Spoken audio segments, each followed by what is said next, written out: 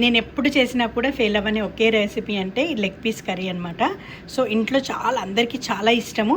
చూడండి ఇట్లా పడిపోతుంది దీంట్లో నుంచి మీట్. గ్రేవీ కూడా చాలా టేస్టీగా ఉంటుంది. టమాటా అవసరం లేకుండా చేసేటటువంటి గ్రేవీ అనమాట. చాలా చాలా బాగుంటుంది. సో ఈ రెసిపీని ఎలా తయారు చేయాలో మనం ఇప్పుడు చూద్దాం.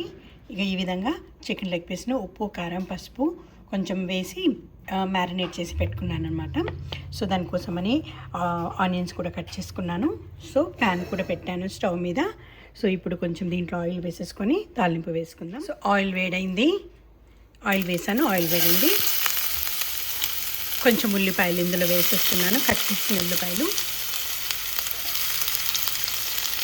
సో ఈ ఉల్లిపాయలు కొంచెం బ్రౌన్గా వేగాలన్నమాట. బ్రౌన్ అవుతున్నాయి. సో ఇప్పుడు నేను కొంచెం జింజర్ గార్లిక్ పేస్ట్ యాడ్ చేస్తున్నాను. సో జింజర్ గార్లిక్ పేస్ట్ కొంచెం ఉడకాలి. సో ఇప్పుడు జింజర్ గార్లిక్ పేస్ట్ ఉడికింది. సో ఇప్పుడు ఇందులో లెగ్ పీసెస్ని, మ్యారినేట్ చేసిన లెగ్ పీసెస్ని వేస్తున్నాను. సో ఈ కర్రీ చాలా చాలా బాగుంటుంది. సమ్మర్లో కొంచెం గ్రేవీగా చేసుకుంటే చాలా బాగుంటుంది. సో ఇట్లా కొంచెం కలిపేద్దాము.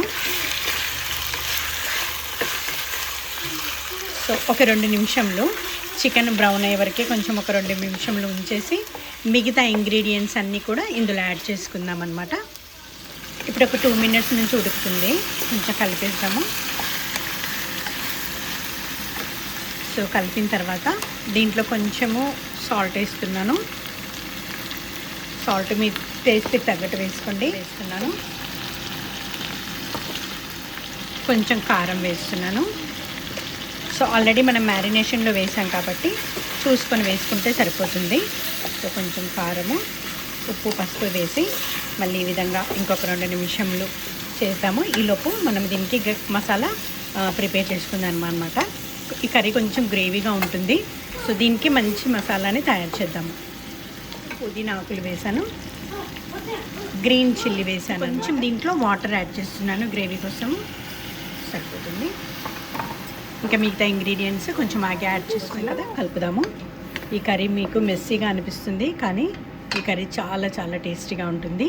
తప్పకుండా మీరు ట్రై చేయాల్సింది. ఇది మసాలా కోసము ఇది కొంచెం గసగసాలు చూడండి దగ్గర నుంచి, ఇది పచ్చి కొబ్బరి. సో ఇప్పుడు దీనిని గ్రైండ్ చేసుకొని గసగసాలని అండ్ పచ్చి కొబ్బరిని రెండింటిని కలిపి గ్రైండ్ చేసుకుందాము.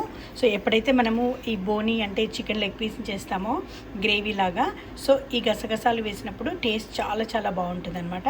సో నేను ఈ రెండింటిని ఇప్పుడు 5 మినిట్స్ నుంచి చికెన్ ఈ విధంగా ఉడుకుతుంది. ఒకసారి కలుపుతున్నాను. సో లో ఫ్లేమ్లో పెట్టేస్తున్నాను. సో ఇప్పుడు గసాలు, కొబ్బరి కొంచెం పేస్ట్ చేసాం కదా, ఇందులో యాడ్ చేస్తున్నాను అనమాట. సో దీంట్లో చూడండి హోమ్ మేడ్ గరం మసాలా, నేను చేసిన గరం మసాలా. సో దాంట్లోకి కొంచెం మిరియాల పొడి. సో ఇందులో టమాటా యాడ్ చేయట్లేదు, మళ్ళీ చెప్తున్నాను, టేస్ట్ అయినా కూడా చాలా బాగుంటుంది. సో గరం మసాలా వేస్తున్నాను. తర్వాత ధనియాల పొడి వేసాను. ఇప్పుడు ధనియాల పొడి వేసాను, గరం మసాలా వేసాను, కొంచెం మిరియాల పొడి వేసాను. సో నేను నా దగ్గర కొంచెం చికెన్ మసాలా ఉంది, దాన్ని కొంచెం యాడ్ చేశాను అనమాట.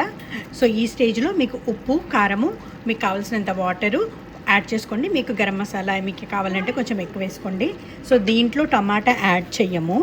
ఈ కర్రీ చాలా చాలా బాగుంటుంది. మీకు గ్రేవీ కావాలంటే నీళ్ళు కొంచెం యాడ్ చేసుకోండి. సో నాకు కొంచెం వాటర్ పడుతుంది, నాకు కొంచెం గ్రేవీగా కావాలి, ఎందుకంటే చాలా సమ్మర్ ఇక్కడ. సో చాలా వేడిగా ఉంది, కొంచెం గ్రేవీగా తినాలనిపించింది అనమాట. సో అందుకోసమే నేను దీంట్లో ఇంకా కొంచెం కొద్దిగా వాటర్ యాడ్ చేస్తున్నాను. మీకు కావాల్సినంత యాడ్ చేసుకోండి. నాకు ఇంత సరిపోతుంది. యాడ్ చేశాను. కరివేపాకు యాడ్ చేస్తున్నాను. సో మళ్ళీ మూత పెట్టేసి లో ఫ్లేమ్లో ఉడకనిద్దాము. ఎంత బాగుంది. ఇక్కడ ఇది ఓపెన్ చేసాగానే చాలా మంచి స్మెల్ వస్తుంది. గ్రేవీ కూడా చూడండి ఎంత సిల్కీగా చేసుకుంటున్నాను. 12 మినిట్స్ అన్నాను కానీ దాదాపు 17 మినిట్స్ పట్టింది. సో చాలా చాలా చాలా చాలా మంచి స్మెల్ వస్తుందండి ఇక్కడ. నమ్మండి, మీరు తప్పకుండా ఈ రెసిపీ ట్రై చేయండి. ఇది ఇప్పుడు డిష్ అవుట్ చేసి గ్రేవీతో చాలా చాలా చాలా బాగుంటుంది ఈ కర్రీ.